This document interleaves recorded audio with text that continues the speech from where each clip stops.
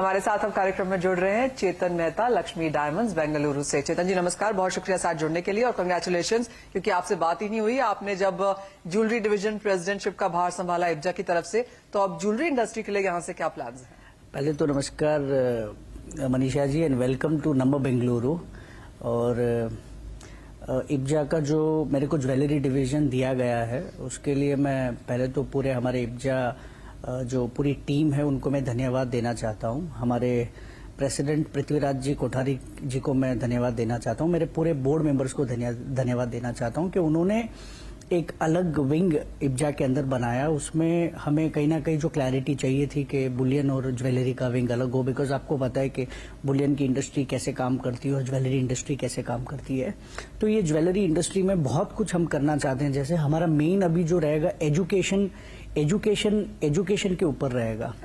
क्योंकि कहीं ना कहीं मुझे लग रहा है कि जो अभी कॉर्पोरेट ट्रेनिंग से रिटेलर्स को, मैन्युफैक्चरर्स को इशू है, या फिर जो कोई रिटेलर अभी जो सिंगल स्टोर से कैसे चेन स्टोर बन सकता है, तो हमें बहुत सारी प्रोग्रेसिव थिंग्स करनी है इंडस्ट्री के लिए। जो टेक्नोलॉजी आगे आ गई है, एआई आ गया है, कैसे अपने सॉफ्टवेयर को अपग्रेड करें, अपने स्टेट्स में आप हॉल मार्किंग के क्या इश्यूज है, अपने पीएमएलए के क्या इश्यूज है। तो बहुत सारी चीजें हमारी इंडस्ट्री में जो तकलीफें हैं, या फिर हम कुछ नॉलेज नहीं है ज्वेलर्स को जो छोटे छोटे कस्बे में रहते हैं 2 टायर 3 टायर सिटीज में, तो पूरे हिंदुस्तान से हम जो भी उनकी रिक्वेस्ट है उसको हम पूरा करेंगे। जैसे आपको पता है कि हमारे 30 स्टेट्स में प्रेसिडेंट है इब्जा के, तो उनकी जो भी तकलीफ है या हमसे जो भी हेल्प चाहिए, तो ये ज्वेलरी डिवीजन स्पेशली ज्वेलर्स के लिए इसलिए डिजाइन किया हुआ है कि जो ज्वेलर्स को रिलेटेड तकलीफ है वो एक ज्वेलरी समझ सकता है या एक मैन्युफैक्चरर होलसेलर समझ सकता है।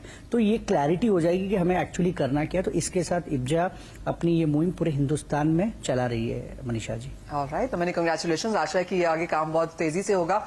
दूसरी बात अब ये है क्योंकि अब फेस्टिवल सीजन आ चुका है और थैंकफुली ड्यूटी कम होते हुए नजर आई है और काफी उत्साह है यहाँ पर सब तरफ ज्वेलर्स और बुलियन डीलर्स की तरफ से भी। यहाँ पर अब स्पेशली क्या करने की एक्सपेक्टेशंस है? मनीषा जी आपको पता है कि ये बहुत बढ़िया गवर्नमेंट की तरफ से कदम उठाया गया है कि हमने जो एक्सपेक्ट नहीं किया उससे भी उन्होंने ड्यूटी कम करके हमें, हमारी पूरी इंडस्ट्री को हमारे प्रधानमंत्री जी के नेतृत्व में एक बहुत ज्यादा प्रोत्साहन मिला है, पॉजिटिविटी मिली है कि हम बिजनेस को और अच्छा बढ़ा सके, बहुत एथिकली कर सके और बहुत बड़ा मार्केट, गोल्ड मार्केट हम क्रिएट कर सके। और जैसे आपको पता है ये फेस्टिवल सीजन आने वाला है, बहुत बड़ा बड़ा फेस्टिवल सीजन आने वाला है। जैसे हम देख रहे दशहरा, दिवाली सब पास में है, तो इसमें इस बार आपको पता है जैसे लास्ट 2 साल हमने बैंगलोर फेस्टिवल किया था, शॉपिंग फेस्टिवल गोल्ड का। इस बार हम 3rd addition Bangalore gold festival कर रहे हैं। उसमें हम 3.5 kg गोल्ड और 100 किलो चांदी और एक कार, ऐसा हमने टोटल बम्पर ड्रॉ और प्राइजेस रखा है। इससे बहुत ज्यादा कंज्यूमर को बेनिफिट होगा और पूरे ज्वेलर्स फेटर्निटी को और बेनिफिट होगा और पूरे कर्नाटक में ये किया जाएगा। और इससे बहुत ज्यादा सेल की तरफ लोग आकर्षित होंगे और कंज्यूमर को फायदा उठेगा। तो और हम इस बार देख रहे हैं कि लास्ट ईयर से जो ग्रोथ हुई थी इससे अच्छा सेल, बड़ा सेल होगा, ये मेरा पक्का यकीन है। क्योंकि हमेशा आप जब भी हमसे बात करती तो मैं पॉजिटिव इसलिए रहता हूँ कि मुझे पता है कि ये इंडस्ट्री हमको कुछ ना कुछ ज्यादा ही देगी, हमेशा दिया है और इससे ही हमको इंडस्ट्री से मिला है। इसलिए मैं हमेशा ये इंडस्ट्री, हमारी इंडस्ट्री के बारे में पॉजिटिव रहता हूँ। तो आने वाले सीजन में अगर नंबर्स की बात करें, जैसे आपने कहा कि ऑप्टिमिज्म तो यहाँ पर बहुत सारा है, लेकिन क्या कुछ नंबर्स हैं कंपैरेटिवली पिछले साल से अगर कंपेयर करें तो किस तरह की ग्रोथ इस बार देखने को मिलेगी टनेज के लिहाज से?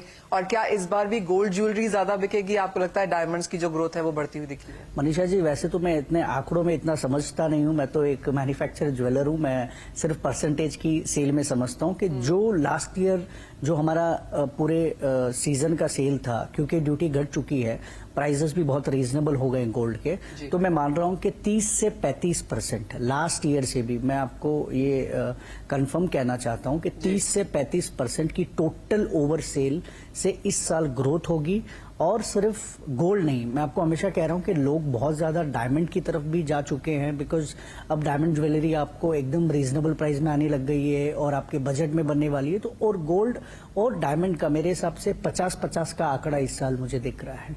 और चांदी आपको पता है कितनी, अभी चांदी के कितना अच्छे सुंदर सुंदर हमारे बर्तन बनने लगे, बहुत सारी चीजें। तो मुझे लगता है इस बार किसी को एक को बड़ा बना के किसी को छोटा बनाना मुझे ठीक नहीं लग रहा है।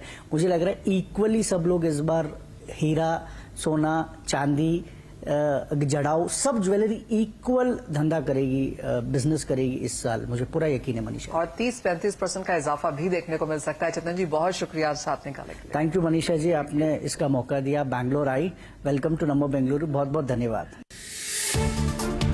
आते हुए देखते हैं मार्केट्स में किस तरह के सेल्स हैं और किस तरह की प्रोजेक्शन है अब इस सीजन के लिए। Thank you Manisha ji, thank you for inviting me. Duty cut जो गवर्नमेंट ने की है वो एक बहुत ही पॉजिटिव स्टेप है टुवर्ड इंडस्ट्री और इसका बहुत अच्छा इम्पैक्ट हुआ है। सेल्स ट्रिगर अप हुई है, काफी अच्छी सेल्स हम लोगों को देखने के लिए मिली है। जनरली जून जुलाई में इतनी अच्छी सेल्स रहती नहीं है, हम हमेशा फेस्टिव सीजन का वेट करते हैं जो नवरात्रि से स्टार्ट होता है, बट इस बार ऐसा लग रहा है कि ये जून जुलाई में हम लोगों की दिवाली हो गई है। तो काफी अच्छी है sales in terms of bullions, in term of coin, in terms of jewellery, everywhere people are very positive, customers are very positive to buy gold. और अभी इमीडिएटली अगर अपने देखते हैं तो गोल्ड ने एक अच्छा मूव भी दिया है। अराउंड 70,000 से 74,000 जो है गोल्ड ने मूव दिया है। तो ये ठीक है, राइट नाउ ऐसा लगता है कि काफी हाई प्राइसेस है, but public sentiment, customer sentiment बहुत पॉजिटिव है कि रेट्स जो है ऊपर जाएंगे और तो बाइंग के मूड में है, काफी अच्छा है। इंडस्ट्री का आप कहेंगे पिछले 4-5 सालों में दीपक जी काफी सेंटिमेंट भी चेंज हुआ है। हमने हॉल मार्किंग आते हुए देखी, हमने आईपीओज आते हुए देखे, एक्सपेंशंस हुए हैं, ऑर्गेनाइज की तरफ सेक्टर यहां पर जा रहा है और अब ऐसा लग रहा है कि हाँ थोड़ा सा सरकार भी वार्म अप हुई है इंडस्ट्री की तरफ। ड्यूटी कट हमने आता हुआ देखा है, अच्छे रिजल्ट्स आए हैं इस बार, बजट में काफी कुछ दिया गया है।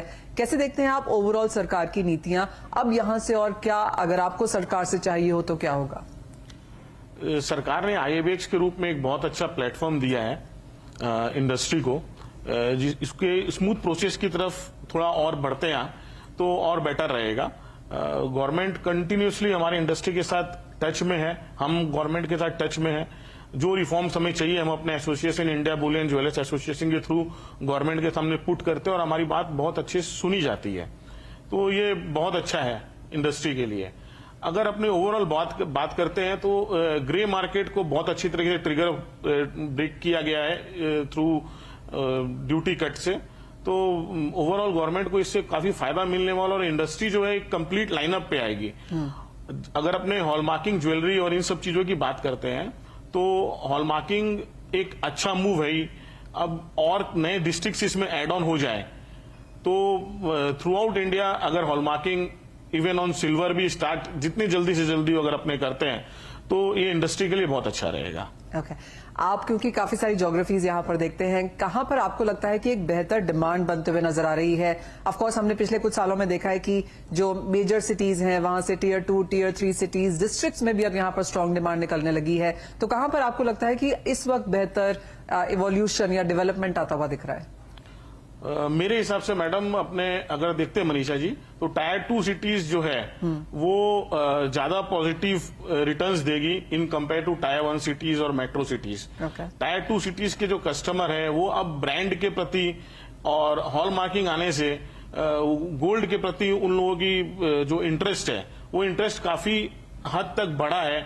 लोग जागरूक हुए हैं इन सब चीजों को लेके, हॉल मार्किंग को लेके, कॉइन्स को लेके, बुलियंस को लेके, इवन डीजी गोल्ड, ETF, इनके बारे में लोग पूछते हैं। तो टायर 2 सिटीज है more powerful buying capacity in compare to metro cities. Deepak ji एक फाइनल सवाल, और क्योंकि सभी लोग यहाँ पर सोने की बात करते हैं कि आगे जाके तेज ही जाने वाला है, तो आप एज एन इंडस्ट्री अब यहाँ पर किस तरह की कैलकुलेशंस लगा रहे हैं कि दिवाली तक, इस साल के अंत तक कहाँ जा सकता है सोना? जी गोल्ड तो अगर अपने बात करते हैं, गोल्ड और सिल्वर दोनों की बात करते हैं। गोल्ड तो अभी लाइफ टाइम हाई को टच करके और उसके ऊपर काफी अच्छे से ट्रेड कर रहा है। तो नियर टर्म्स में मुझे ऐसा कहीं भी नहीं लगता कि गोल्ड में बहुत बड़ी कोई गिरावट आने वाली है। गोल्ड को बाई करके रखने वाले, होल्ड करके रखने वाले हमेशा ही अच्छा पैसा बना पाएंगे और सिल्वर इसको फॉलो करेगा। इन कमिंग फ्यूचर सिल्वर्स में बहुत ज्यादा प्रोबेबिलिटीज है क्योंकि in compare to gold silver ने अंडर परफॉर्म किया है। तो अगर सिल्वर यहां से अराउंड 32 क्रॉस करेगा, $32, तो काफी अच्छा मूव अराउंड 36 और 35 के आसपास हमें सिल्वर जो है देखने के लिए मिलेगा। आप चांदी में ज्यादा बुलिश है सोने से? Yes, silver is a new gold. Right, Deepak ji बहुत शुक्रिया हमारे लिए आज यहाँ पर समय निकालने के लिए, अप्रिशिएट, थैंक यू। मैम।